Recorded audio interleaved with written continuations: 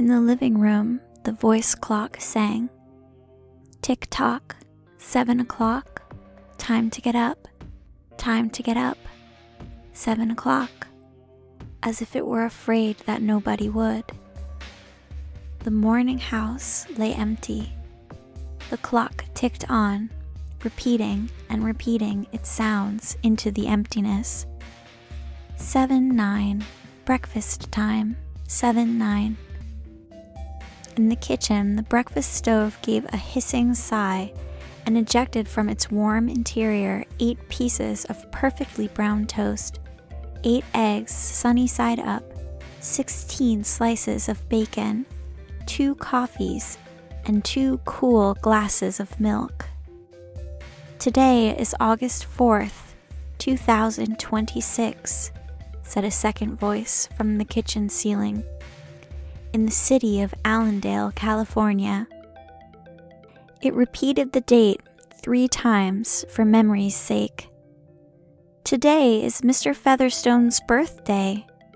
Today is the anniversary of Toleda's marriage. Insurance is payable, as are the water, gas, and light bills. Somewhere in the walls, relays clicked. Memory tapes glided under electric eyes. 8-1, tick-tock. 8-1 o'clock. Off to school, off to work. Run, run, 8-1. But no doors slammed. No carpets took the soft tread of rubber heels. It was raining outside. The weather box on the front door sang quietly. Rain, rain, go away, rubbers, raincoats for today. And the rain tapped on the empty house, echoing. Outside, the garage chimed and lifted its door to reveal the waiting car. After a long wait, the door swung down again. At 8:30, the eggs were shriveled and the toast was like stone. An aluminum wedge scraped them into the sink, where hot water whirled them down a metal throat, which digested and flushed them away to the distant sea. The dirty dishes were dropped into a hot washer and emerged twinkling dry. 9:15, sang the clock. Time to clean. Out of warrens in the wall, tiny robot mice darted. The rooms were acrawl with the small cleaning animals, all rubber and metal.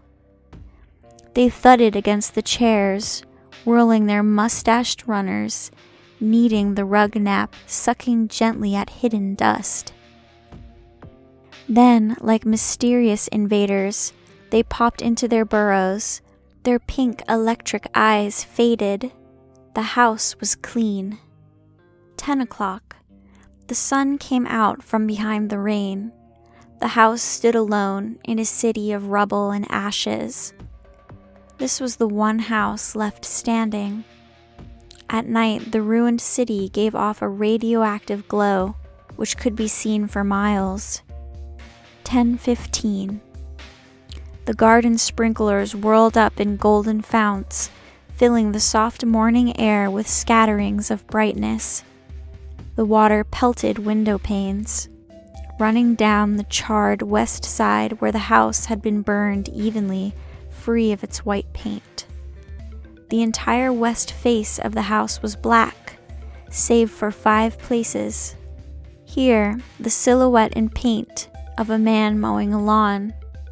Here, as in a photograph, a woman bent to pick flowers. Still farther over, their images burned on wood in one titanic instant. A small boy, hands flung up into the air, higher up the image of a thrown ball. And opposite him a girl, hands raised to catch a ball which never came down. The 5 spots of paint, the man, the woman, the children, the ball, remained. The rest was a thin, charcoaled layer. The gentle sprinkler, rain, filled the garden with falling light. Until this day, how well the house had kept its peace. How carefully it had inquired, who goes there, what's the password, and, getting no answer from lonely foxes and whining cats, it had shut up its windows and drawn shades in an old, maidenly preoccupation with self-protection which bordered on a mechanical paranoia. It quivered at each sound, the house did. If a sparrow brushed a window, the shade snapped up. The bird, startled, flew off. No, not even a bird must touch the house. The house was an altar with 10,000 attendants, big, small, servicing, attending in choirs. But the gods had gone away, and the ritual of the religion continued senselessly, uselessly. 12 noon. A dog whined, shivering, on the front porch. The front door recognized the dog voice and opened. The dog, once huge and fleshy, but now gone to bone and covered with sores, moved in and through the house, tracking mud. Behind it whirred angry mice, angry at having to pick up mud, angry at inconvenience. For not a leaf fragment blew under the door, but what the wall panels flipped open and the copper scrap rats flashed swiftly out. The offending dust, hair, or paper, seized in miniature steel jaws, was raced back to the burrows. There, down tubes which fed into the cellar, it was dropped into the sighing vent of an incinerator, which sat like evil ball in a dark corner. The dog ran upstairs, hysterically yelping to each door, at last realizing, as the house realized, that only silence was here. It sniffed the air and scratched the kitchen door. Behind the door, the stove was making pancakes, which filled the house with a rich, baked odor and the scent of maple syrup.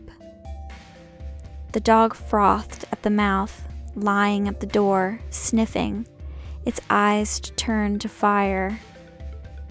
It ran wildly in circles, biting at its tail, spun in a frenzy, and died. It lay in the parlor for an hour. 2:00, sang a voice. Delicately sensing decay at last, the regiments of mice hummed out as softly as blown gray leaves in an electrical wind.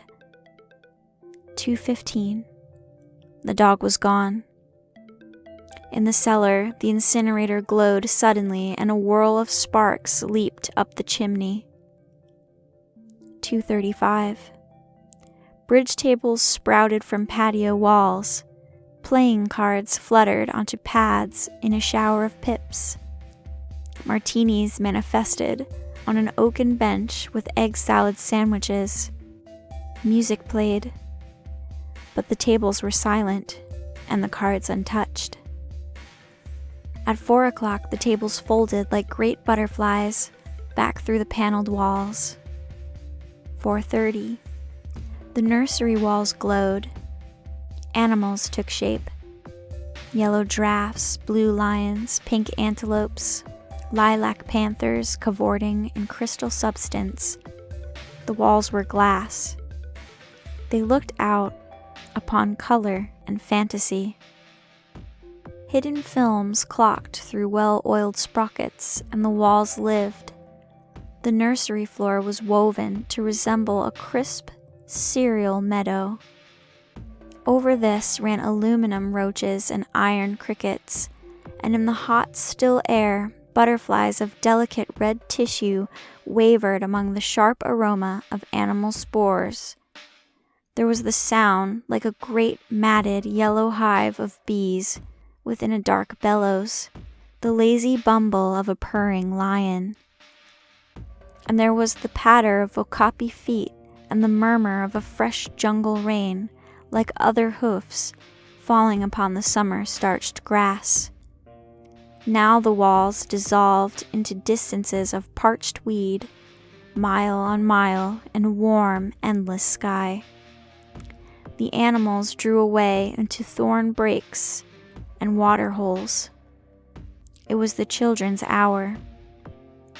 5 o'clock, the bath filled with clear hot water. 6, 7, 8 o'clock, the dinner dishes manipulated like magic tricks, and in the study a click. In the metal stand opposite the hearth, where a fire now blazed up warmly, a cigar popped out, half an inch of soft gray ash on it, smoking, waiting. 9 o'clock, the beds warmed their hidden circuits, for nights were cool here. 9:05, a voice spoke from the study ceiling. Mrs. McClellan, which poem would you like this evening? The house was silent. The voice said at last, since you express no preference, I shall select a poem at random. Quiet music rose to back the voice.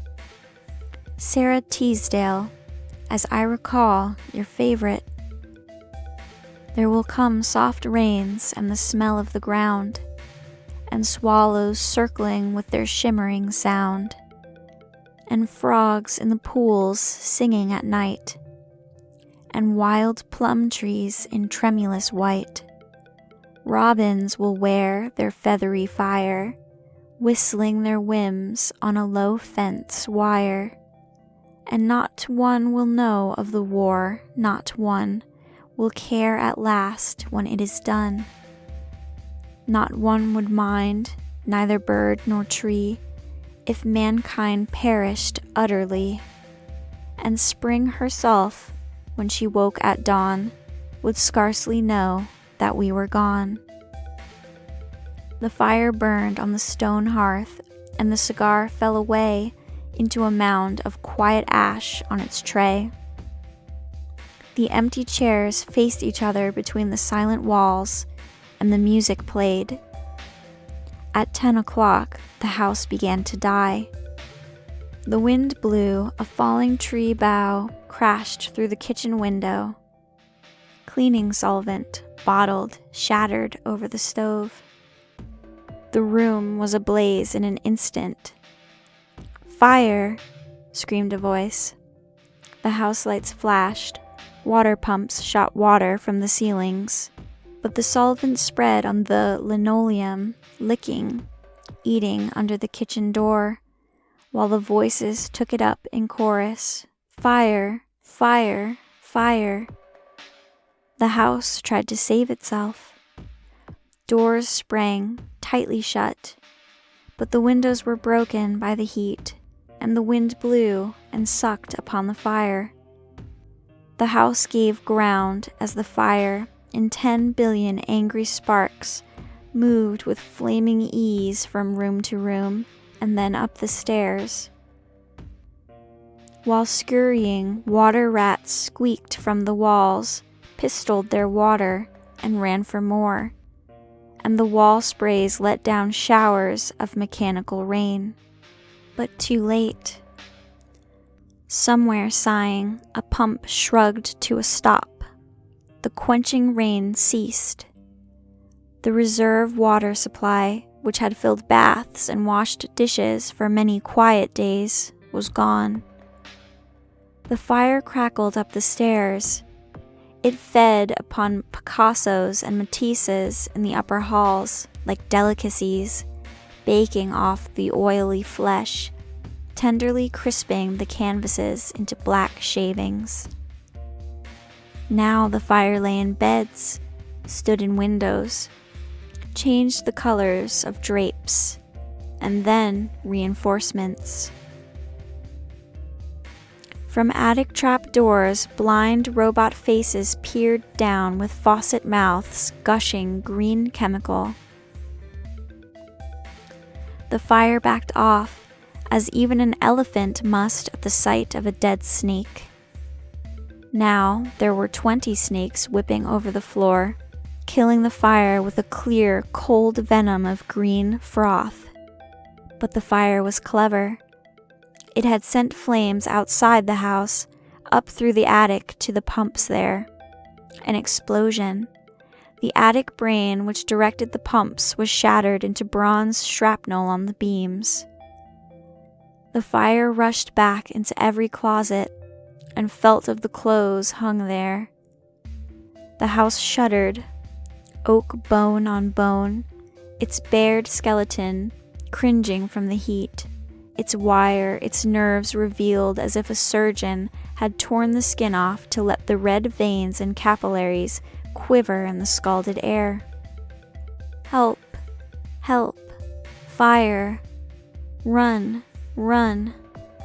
Heat snapped mirrors like the brittle winter ice, and the voices wailed, "Fire! Fire! Run! Run!" like a tragic nursery rhyme. A dozen voices, high, low, like children dying in a forest, alone, alone. And the voices fading as the wires popped their sheathings like hot chestnuts. 1, 2, 3, 4, 5 voices died. In the nursery, the jungle burned. Blue lions roared. Purple giraffes bounded off. The panthers ran in circles, changing color, and 10 million animals, running before the fire, vanished off toward a distant, steaming river. 10 more voices died.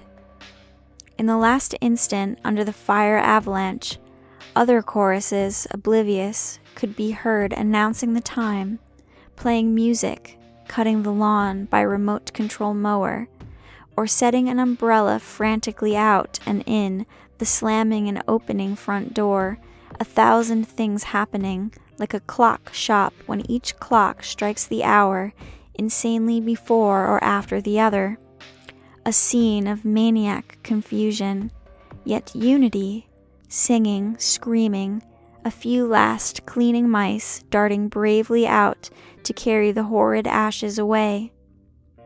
And one voice, with sublime disregard for the situation, read poetry aloud in the fiery study, until all the film spools burned, until all the wires withered and the circuits cracked. The fire burst the house and let it slam flat down, puffing out skirts of spark and smoke. In the kitchen, an instant before the rain of fire and timber, the stove could be seen making breakfasts at a psychopathic rate. 10 dozen eggs, 6 loaves of toast, 20 dozen bacon strips, which, eaten by fire, started the stove working again, hysterically hissing. The crash, the attic smashing into kitchen and parlor, the parlor into cellar, cellar into sub-cellar, deep freeze, armchair, film tapes, circuits, beds, and all like skeletons thrown in a cluttered mound deep under. Smoke and silence, a great quantity of smoke. Dawn showed faintly in the east. Among the ruins, one wall stood alone. Within the wall, a last voice said, over and over again and again, even as the sun rose to shine upon the heaped rubble and steam. Today is August 5th, 2026. Today is August 5th, 2026. Today is